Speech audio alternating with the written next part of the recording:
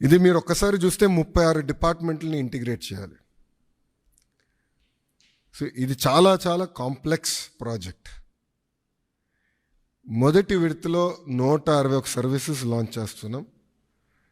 మా team చెప్పొద్దన్నారు, but నేను చెప్తున్నాను ఈరోజు రెండో విడతలో 360 సర్వీసెస్ మేము లాంచ్ చేస్తాము.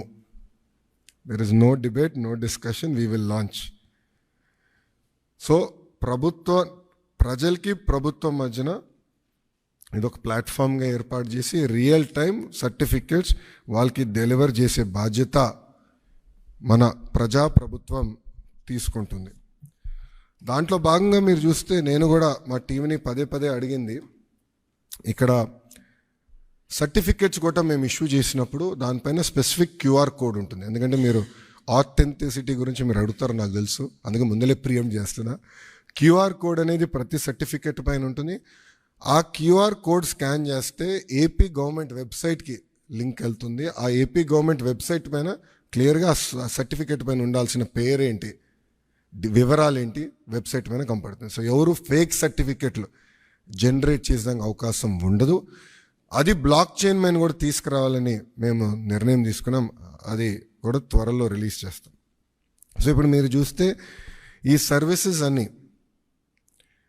ఒక పక్కన రెవెన్యూ సర్వీసెస్, రెండో పక్కన మున్సిపల్ సర్వీసెస్, మూడోది ఎండోమెంట్. అంటే దేవాలయాల్లో కూడా టీటీడీ మినహా అన్ని దేవాలయాలు వచ్చినాయి. రెండో విడతలో టీటీడీ కూడా ఈ సర్వీసెస్లోకి వస్తుంది. దేవుడు ఆశీస్సులు ఉంటే ఈ సర్వీసుల్లోకి వస్తుంది. అంతేకాకుండా ఇప్పుడు సెలెక్షన్ నంబర్కి వెళ్ళి సెలెక్షన్ ఉంటుంది, మీరు సెలెక్ట్ చేయాలి. నెక్స్ట్ ఫేజ్లో ఏఐ బాట్ మేము అమలు చేస్తాం.